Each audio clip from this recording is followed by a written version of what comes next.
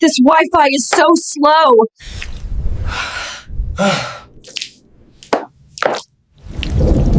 The terrifying reality of medieval life. Think your life is hard.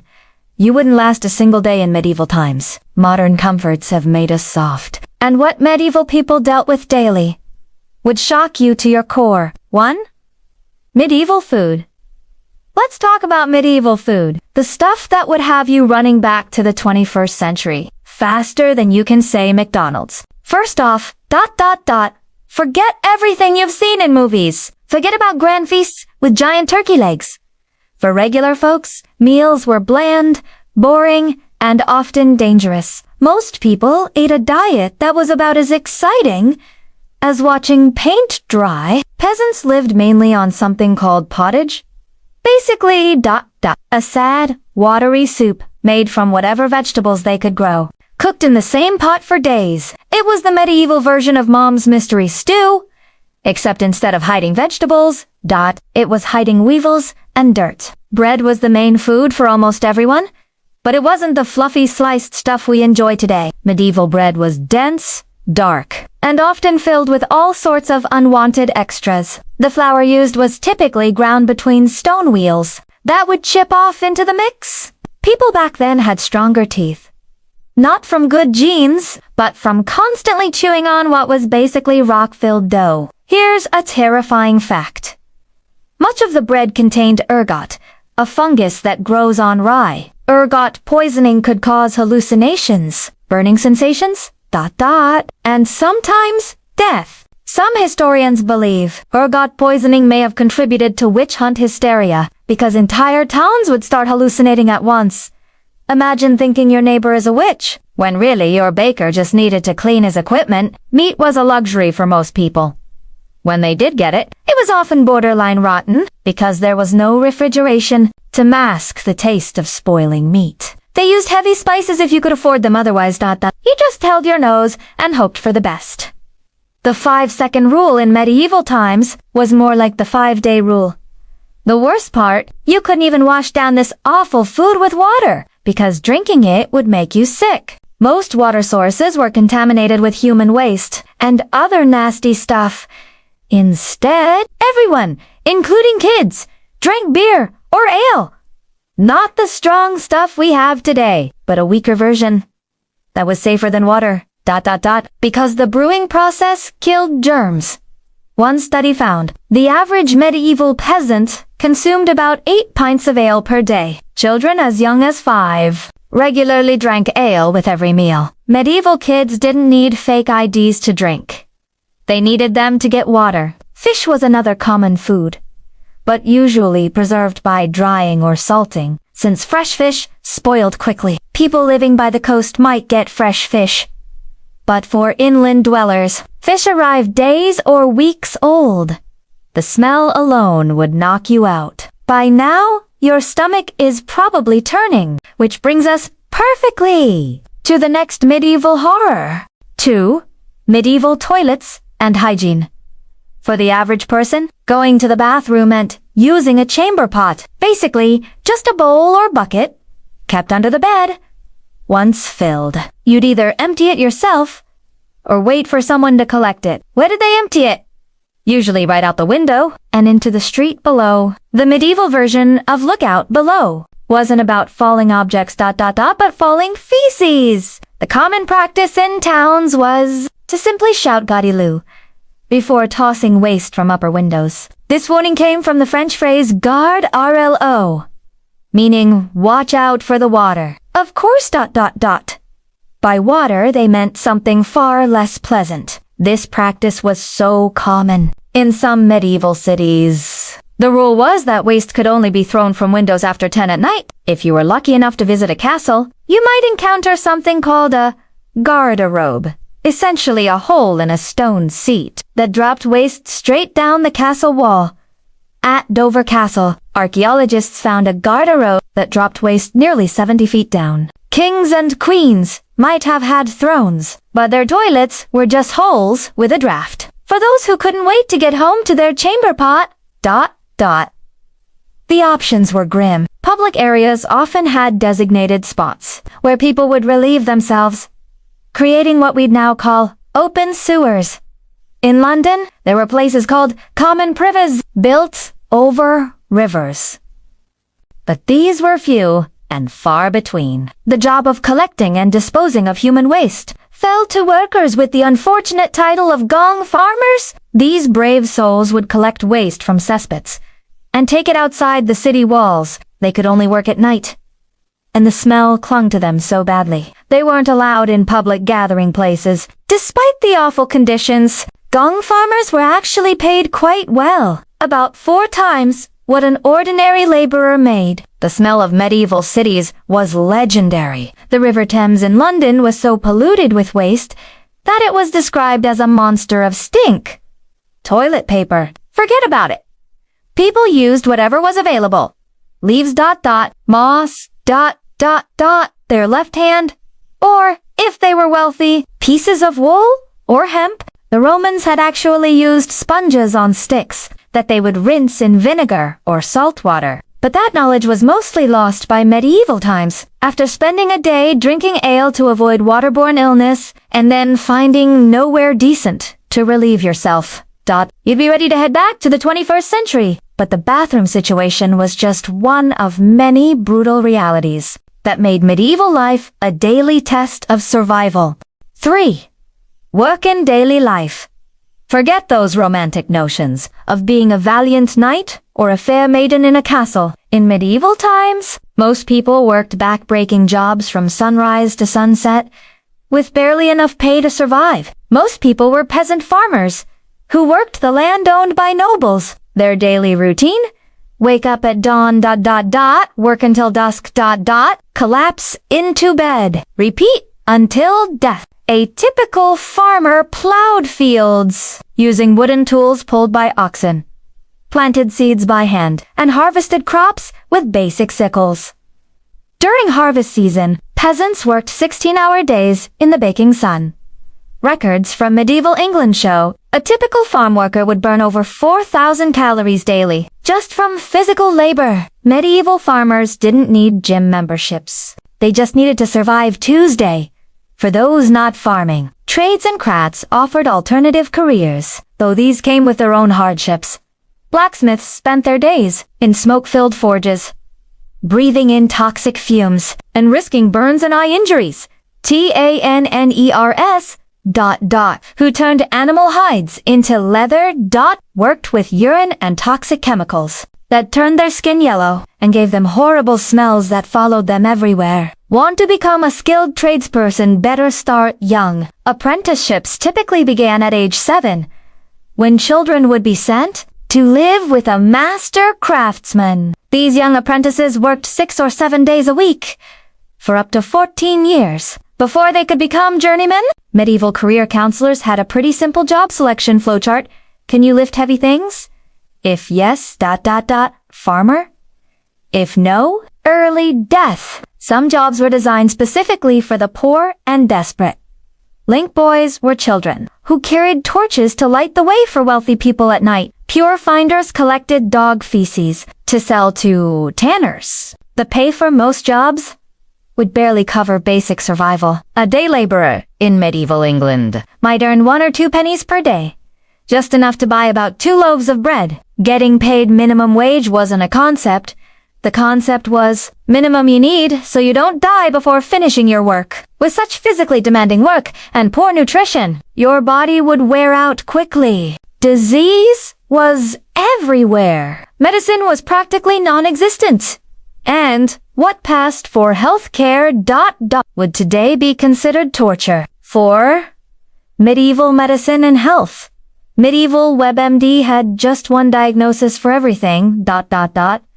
You're probably going to die. A simple cold or flu that we treat with rest and over-the-counter medicine could be a death sentence without understanding of germs or infection. Medieval people believed illness came from bad air or an imbalance of the 4 bodily HUMORS ... blood ... phlegm, yellow bile, and black bile. Got a fever? Time for blood. This involved cutting open a vein and draining blood into a bowl. Medieval doctors had one solution for everything ... You've got too much blood. Let me fix that for you. Leeches were another popular treatment. These blood-sucking parasites were applied to the skin to draw out bad blood. One medical text recommended using 70 leeches at once for certain conditions. The mortality rate from disease was staggering. About 30% of children died before age 5, and the average life expectancy was between 30 and 40 years. The bubonic plague killed roughly 50% of Europe's population in the mid-14th century. Dental problems were particularly awful, with no proper toothbrushes or understanding of dental hygiene. Tooth decay was common. Medieval dentists didn't need appointments. They just waited until someone was screaming loud enough to be heard through town. Even the medicines that were available were often deadly. Mercury was prescribed for everything from skin conditions to syphilis. Their prescription drugs didn't need warning labels about side effects. The side effect was always, might kill you faster than the disease. The worst part? Many diseases spread because of poor understanding of hygiene. Their idea of hand sanitizer was wiping their palms on their already filthy clothes, which is like trying to clean a muddy shoe, with a dirty sock. Even if you somehow survived all these medieval medical treatments, your troubles were far from over. Life in the Middle Ages found plenty of other ways to make each day a challenge. 5. Medieval justice and law. Justice in medieval times wasn't just blind, it was downright cruel, unfair, and often completely random. The legal system operated on principles that would make modern lawyers scream in horror. First off, laws varied wildly from one town to the next. What was perfectly legal in one village could get you thrown in a dungeon just 5 miles away. There were no standardized legal codes, and most common people had no idea what was actually against the law until they were accused of breaking it. Medieval Miranda rights consisted of, you have the right to be punished. You have the right to beg for mercy. Good luck with that. The punishment rarely fit the crime. Minor offenses like stealing food when you were starving could result in having a hand chopped off. In medieval England, over 200 different crimes carried the death penalty, including cutting down a tree in the king's forest, or stealing property worth more than 12 pence. Trials were nothing like our modern court system. If you were accused of a crime, proving your innocence often involved trial by ordeal. One common method was making the accused carry a red-hot iron bar for 9 feet. If your burns healed cleanly within 3 days, you were innocent. If they became infected, which was almost guaranteed without modern medicine, you were guilty. Their version of a lie detector test was basically let's see if God stops this painful thing from hurting you. Another popular method was trial by water. The accused was tied up and thrown into a river or lake. If you sank, you were innocent. If you floated, you were guilty and executed. Logic. Water being pure would reject the guilty. This created a literal no-win situation for the accused, for those found guilty. Execution methods were designed to be as public and terrifying as possible. Hanging was actually one of the more merciful methods. Drawing and quartering, where the condemned was dragged through streets by horses, hanged until nearly dead, disemboweled while still alive, beheaded, and then cut into 4 pieces, was reserved for the worst crimes like treason. Public executions were community events, often drawing huge crowds who brought food and drinks as if attending a festival. Medieval entertainment options were limited. You could watch someone being executed or stay home and stare at your wall. Most people chose the execution. Nobles rarely faced the same justice system as commoners. If a noble was accused of a crime, they could often demand trial by combat and hire a professional fighter to represent them. Rich criminals could also pay blood money to victims' families to avoid punishment. Meanwhile, poor people accused of crimes had virtually no defense options. What about jails? Medieval prisons weren't meant for long-term punishment. They were holding cells until your actual punishment could be carried out.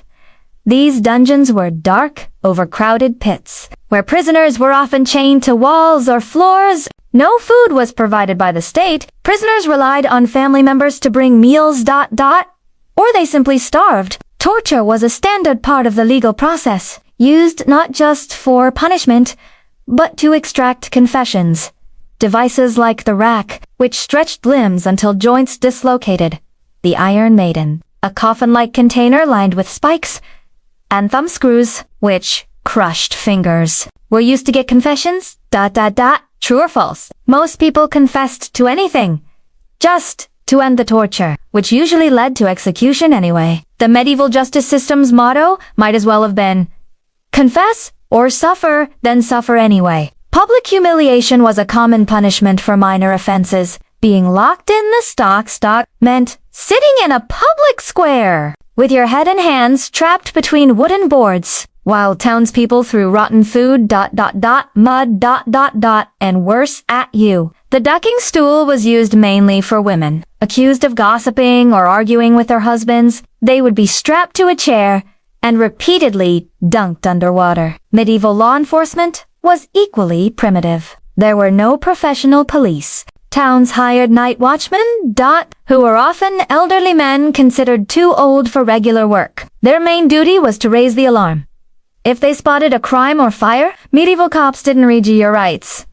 They just shouted, "Stop thief," and hoped someone in the crowd would stick out a leg to trip you, even if you were innocent. Simply being accused of a crime could ruin your life. The concept of innocent until proven guilty didn't exist. Once accused, you were basically presumed guilty, and the burden was on you to somehow prove otherwise through these horrific ordeals or trials.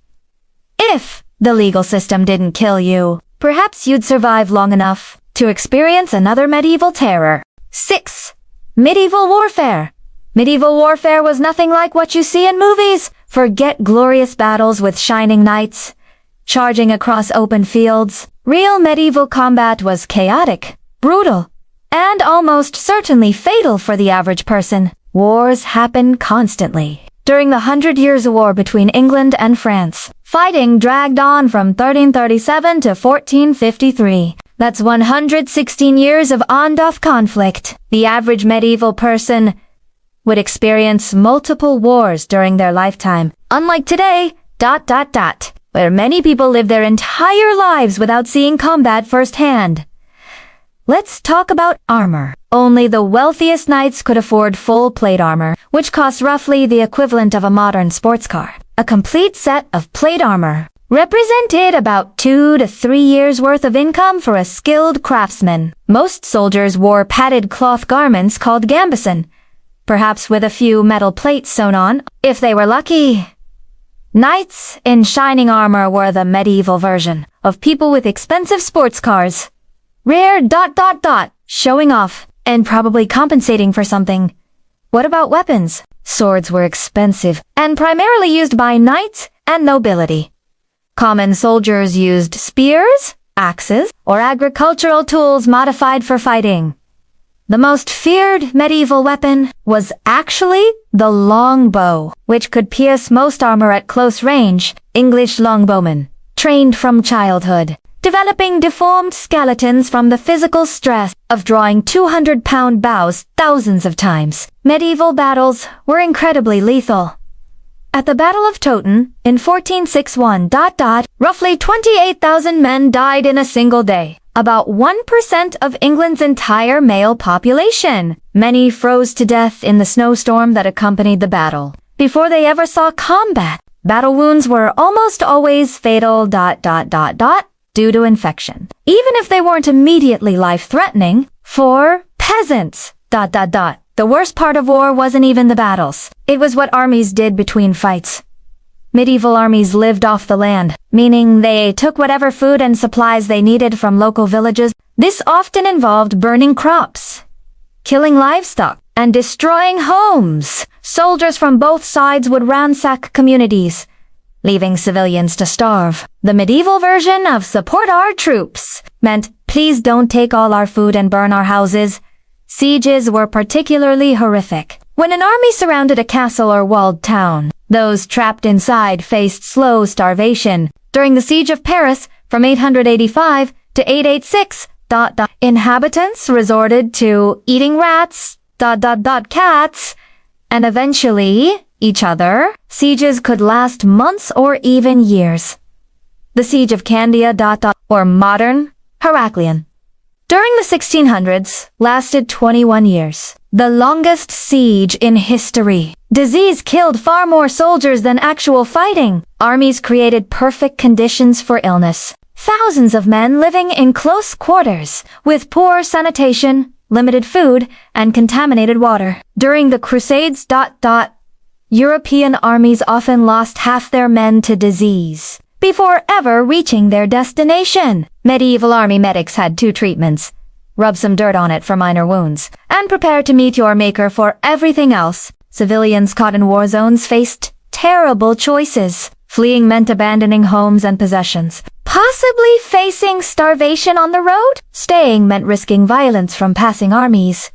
Women and children weren't spared. Medieval chronicles describe entire villages being slaughtered, regardless of age or gender. If somehow you managed to avoid getting drafted into these bloody conflicts, survived the roaming armies, and didn't starve from war-caused famines, you'd still have to endure the general misery of everyday medieval life. 7. Daily life and living conditions. The smell hit you first. Medieval towns reeked of human waste, rotting food, unwashed bodies, tanning chemicals, slaughterhouse remains, and smoke from countless fires. Without garbage collection, trash piled up in streets, or was tossed into the nearest river. Butchers dumped animal entrails and blood right outside their shops. The smell was so overwhelming. People carried small pouches of herbs called palmanders, to hold under their noses. The medieval version of air freshener was slightly less terrible smelling stuff to mask the horrible smelling stuff. Personal hygiene was practically non-existent. Most people bathed only a few times a year, usually in spring and at the end of summer. Many believed that bathing opened the pores and allowed disease to enter the body. During winter months, people might go for 5 months without washing. Head lice was so common. Special combs for removing them were standard grooming tools. Medieval dating profiles would have included only moderate lice infestation as a major selling point. Clothing was uncomfortable, rarely washed, and worn until it fell apart. Undergarments were made of rough linen that irritated the skin. Outer garments were heavy wool that itched constantly. Both rich and poor typically owned only 2 or 3 sets of clothes total.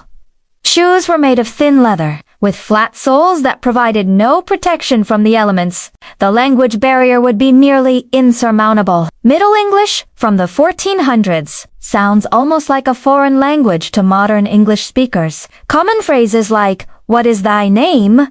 would be incomprehensible. You'd struggle to understand others, and they'd think you were speaking gibberish. Privacy didn't exist. Most households consisted of one room, where everyone ate, worked, and slept together. Beds were shared by multiple family members, and sometimes travelers would share beds with strangers at inns. Even wealthy homes had servants present at all times, including during private moments. Entertainment options were limited and often violent. Public executions drew large crowds and were treated as festivals. Animal baiting, where dogs would attack chained bears or bulls, was popular. Less violent options included watching traveling performers or listening to bards tell stories, but these were infrequent treats. The social hierarchy was rigid and unforgiving. The feudal system meant everyone had a fixed place, and social mobility was nearly impossible. About 90% of the population were peasants, who owned nothing and worked land belonging to nobles. Moving up in station or changing occupations, rarely happened.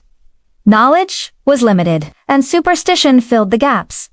Most people believed in witches, demons, and magical creatures. Medical problems were attributed to evil spirits, bad air, or astrological influences. A solar eclipse could send an entire town into panic, believing the world was ending. Medieval fact-checking consisted of asking the oldest person in the village if they'd heard the same thing before. Communication was slow and unreliable. News traveled at the speed of a walking messenger or horseback rider. Information from 50 miles away might take days to arrive. And news from other countries, could take months if it arrived at all. Conclusion. By this point in our journey through medieval horrors, you'd be desperately searching for a way back to your comfortable modern life, with its antibiotics, indoor plumbing, human rights, and deodorant. The past may seem romantic in books and movies, but the reality of medieval life was a daily struggle that few of us modern humans could endure even for a day. So next time you complain about slow wi-fi ... or long lines at the coffee shop ... remember that you're living in the most comfortable era in human history, where clean water flows from taps, safe food is available on every corner, and you don't have to worry about agate in your bread, or gong farmers emptying your neighbor's chamber pot from the window above your head. Modern life may have its challenges, but at least you don't have to drink 8 pints of ale a day just to stay alive. And for that, we should all be grateful.